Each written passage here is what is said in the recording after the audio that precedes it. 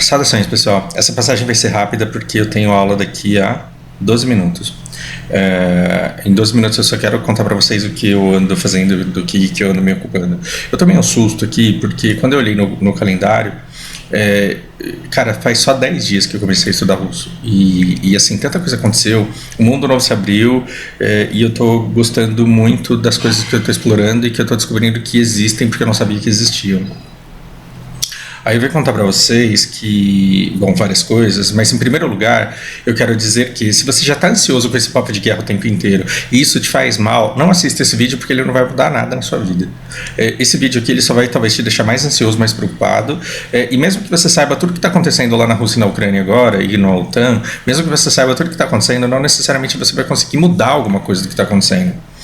Então, se você me perguntar se esse vídeo é importante para que você saiba, eu vou dizer que não, que ele é título de conhecimento geral, curiosidade, ele é uma coisa que você deve investigar caso você tenha interesse. Então, o que eu vou mostrar para vocês aqui é um filme de terror. Você gosta de filme de terror porque ele te emociona, porque ele te dá, né, faz você sentir essas sensações gostosas que você gosta? Ou você é o cara que quando vê um filme de terror não dorme à noite, começa a passar mal e isso não te faz bem? Se falar sobre guerra não te faz bem, então, cara, pula. Outra coisa que eu quero falar com vocês também é que toda vez que a gente estuda sobre possíveis guerras acontecendo no mundo, a gente tem que tirar essa coisa da nossa cabeça de que existe um lado bom e um lado ruim. É claro que todo país vai ter que dizer isso, todo líder de uma nação vai ter que falar o outro lado não presta, a gente tem que lá matar os caras estão querendo roubar o negócio da gente, a gente tem que lutar pela nossa liberdade. Sempre você vai ter uma desculpa, isso é uma desculpa. Cada guerra tem uma Helena de Troia. Cada guerra tem algum bom motivo para você ir lá atacar o outro, para limpar sua dignidade, para você proteger os direitos humanos, para você libertar pessoas invadidas e abusadas. Sempre você vai ter. Só que quando você olha para macro, quando você olha os historiadores falando de guerra e não jornais falando de guerra, os historiadores falando de guerra, eles falam sempre que países tinham interesse nisso, o outro país tinha interesse naquilo, a disputa por esse interesse levou a determinado conflito. Então, quando você tá vivendo o negócio, é sempre assim, bandido, matou não sei que soldado, e oprimiu não sei quem, e tá abusando das crianças nas escolas lá da Turquia. Então a gente tem que acabar com esse negócio, a gente tem que salvar todo mundo. Durante o conflito, esse é o discurso. Nos livros de história, quando você estuda a história, você fala, olha, tal nação tinha interesse em tal recurso, em tal posição estratégica, em tal território, e houve uma disputa, eles não chegaram num acordo, e aí a diplomacia falhou, a negociação falhou, e eles entraram em conflito. E aí você tem o conflito e vê que lado ganha. Você tem muita negociação, é um jogo de xadrez desgraçado, e às vezes a conversa não é suficiente, às vezes acaba tendo um conflito, ninguém acredita que esse conflito vai existir, mas a negociação ela tá pegando muito. Tem determinadas coisas que eu tô louco pra falar, tem coisas que eu gostaria de abrir o peito aqui e gritar pra vocês, só que eu não posso porque eu preciso ter responsabilidade, porque eu sei que 2% das 80 pessoas que me assistem vão entender bem e vão falar, cara, é mesmo, e eu sei que um monte de gente vai compreender errado e vai falar que eu tô defendendo Putin e que eu tô apoiando o comunismo e que não sei o que, e quando na verdade não é nada disso, e eu preciso ter responsabilidade pelo que vocês absorvem, então eu não vou falar aqui das minúcias daquilo que eu tô estudando e pesquisando. Agora, eu quero tentar humanizar um pouco a coisa, né? Lembra que eu falei que faz 10 dias que eu comecei a estudar russo e que minha vida mudou porque o mundo se abriu e eu estou descobrindo um monte de coisa que eu não sabia que existia? Pois bem, naquela plataforma que eu apresentei para vocês no vídeo anterior, eu contratei 3 professores. Eu contratei o Alex, que está na região de Moscou, a Anastácia, que está na região da Letônia, ela está aqui, e a terceira professora é da Ucrânia e ela está bem no oeste aqui, já perto da Europa. E essa pessoa aqui, ela foi fundamental para me dar uma outra visão de tudo que está acontecendo. Então, quando você tem um conflito, você sempre tem múltiplas partes, todas elas estão muito envolvidas, todas elas têm o seu interesse, têm as suas perspectivas. Então, o jornal que esse cara aqui assiste é diferente do jornal que a menina vê e é diferente do que essa outra menina aqui ela foi levada a pensar nessa cidade aqui do oeste.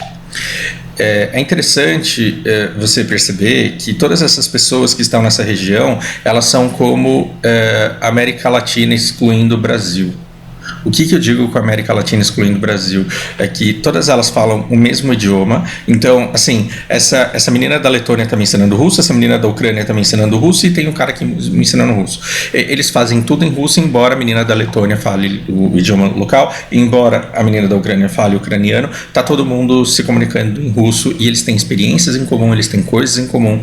Eu diria que pelo tamanho disso daqui e pelo tamanho dessa coisa gigante aqui, nós brasileiros, nós temos muito mais noção de explicar, de entender o que acontece lá, do que eles mesmos, porque aqui você tem pequenos países com múltiplas etnias e aqui a gente tem um país gigantesco com uma etnia, apesar da diversidade de etnias, a cultura ela fez um secretismo de tudo isso, ela fez uma maçaroca de tudo isso ao longo do tempo, só que o cara do Paraná, ele tem pouco a ver com o cara de Sergipe, que tem pouco a ver com a pessoa do Pará. Por quê? Porque o isolamento geográfico faz com que a gente viva de coisas diferentes e que a gente tenha realidades diferentes, hábitos diferentes. O histórico, a vivência, as coisas, elas são bastante diferentes. Enquanto que aqui a gente tem muita gente que viveu a mesma coisa. Gente de países diferentes que estão aqui perto e que tiveram vivências em comum, experiências em comum, elas têm um idioma em comum, elas visitaram os mesmos lugares, elas têm os mesmos hábitos, então é muito diferente você chegar aqui nesse povo e falar, não, peraí, você é russo e eu sou ucraniano e a gente não tem nada a ver um com o outro. Você não consegue instigar isso. O que você consegue instigar nessas pessoas? Interesses diferentes para pessoas que estão em lugares diferentes. Existe um grande trabalho com esses caras aqui.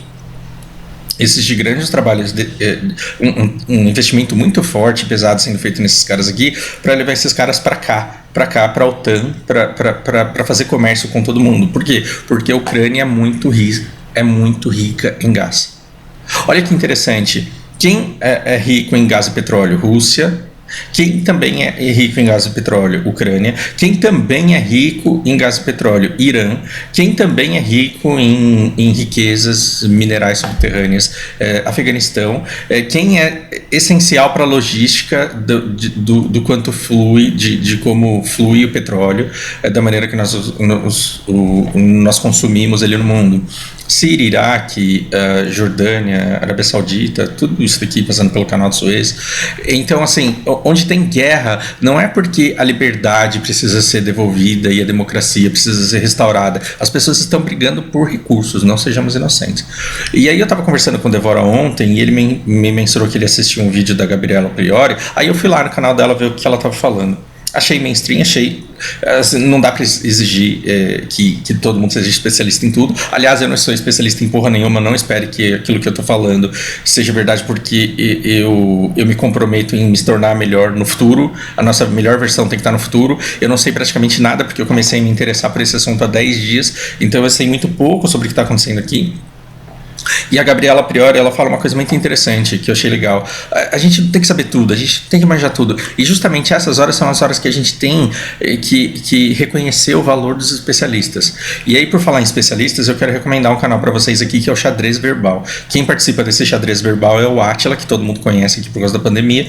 Mas eles têm um canal muito bom sobre os países bálticos, sobre esse Oriente Médio aqui, sobre um monte de coisa daqui. E eles têm muita coisa sobre a Ucrânia que vocês podem pesquisar no histórico do canal. E vocês veem que esse assunto não é novo. Eu mesmo postei um vídeo recentemente mostrando para vocês que em 2014 isso daqui já estava dando treta, isso daqui já estava dando ruim. Não é uma coisa nova, não é uma coisa que está começando agora. E uma coisa muito interessante que eu vi no vídeo da Priori foi que ela perguntou assim, gente, a pergunta que eu tenho uma pergunta que eu faria pro Putin é por que agora? Por que agora? E eu fiquei pensando também, por que agora? Será que é porque as tropas do Iraque elas foram removidas e elas precisam ter uma razão de existir, então os Estados Unidos querem mobilizar isso aqui tudo? Eu fiquei pensando em várias possibilidades e aí depois eu conversei com uma das minhas professoras e eu descobri uma coisa interessantíssima.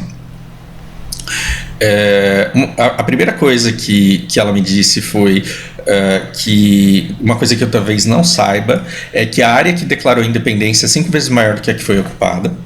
E tá todo mundo com o cu na mão, porque cu na mão assim, nenhum ucraniano tá com medo de morrer assassinado por um russo. Não é esse medo que tem, mas de agora eu mando aqui, você obedece e se fode aí. Então as pessoas não têm medo de serem executadas, bombardeadas, exterminadas. Elas não têm medo disso, mas elas têm medo do, o que vai acontecer com o meu estado? O que vai acontecer com o meu Bolsa Família? Tô usando o Bolsa Família aqui para refletir serviços sociais. Porra, quem que vai pagar o SUS agora? Eu não estou dizendo que tem SUS lá, eu estou dizendo que serviços sociais, serviços públicos, instituições, leis. O cara ele está preocupado porque a qualquer momento a Rússia pode falar assim, agora aqui é nós que manda. E aí ela me falou, uma preocupação que vocês talvez não saibam, que vocês não tenham, é que quem declarou a independência aqui foi uma região 5 vezes maior do que a que foi ocupada, e a gente acha que o próximo passo, se nada der ruim, se nada for feito, se nada acontecer, é que o próximo passo é ocupar militarmente também essas 5 zonas, e ao longo do tempo pode haver uma tomada da Ucrânia da mesma forma que aconteceu na Crimeia. Porque na Crimeia as tropas já estavam todas aqui, a Rússia ela fez propostas muito atraentes para os militares ucranianos, falando, olha, se vocês vierem trabalhar para a Rússia, se vocês quiserem cidadania russa, a gente vai pagar muito mais e vocês vão usufruir de muito mais privilégios e seguranças e estabilidade. O exército da Crimeia desertou, eles foram para a Rússia, e para dar um ar de legitimidade aqui, foi feito um plebiscito, e a grande maioria da população votou que iriam para a Rússia, e grande parte dessa população votou dizendo que queria liberdade, que queria pertencer à Rússia, queria voltar à Rússia por medo. Isso é um relato de pessoas de lá falando. Né? Então pensa aí, quem que você acha que está mentindo na história? O Nativo, o Fausto, o jornal. Você pensa e no final das contas eu estou transmitindo para você a visão de algumas pessoas com quem eu tive contato, e elas podem estar falando a verdade, só que elas podem estar falando a verdade diante da perspectiva delas. O porquê dessa independência aqui, o quanto o Putin, ele não é um ser humano bom, mas ele é um homão da porra na batalha, na guerra de tabuleiro que está acontecendo aqui. Eu não vou compartilhar com vocês, porque senão vocês vão me cancelar dizendo que eu sou comunista. Vocês vão dizer que eu admiro um cara que é ruim, e quando na verdade não tem nada de admiração, mas eu fico perplexo de ver a genialidade da pessoa fazendo os movimentos do jeito que ele está fazendo, de forma que a OTAN simplesmente não consegue revidar, a OTAN não consegue contra-atacar, a OTAN não consegue fazer nada para segurar o cara.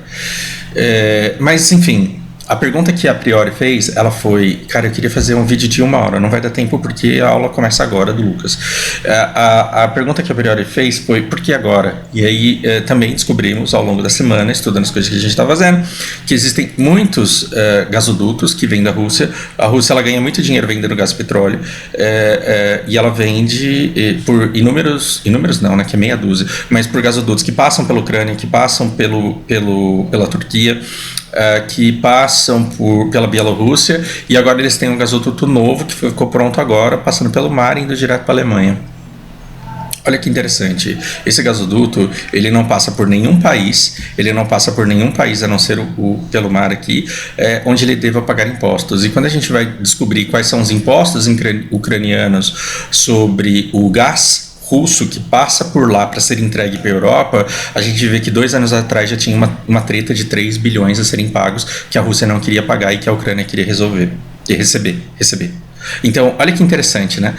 Agora, as sanções contra a Rússia, elas incluíram os caras tirarem a autorização, o laudo, enfim, a documentação desse gasoduto, e agora eles disseram que eles não vão começar a comprar diretamente por aqui, enquanto esse assunto não se resolver. Mas olha que interessante.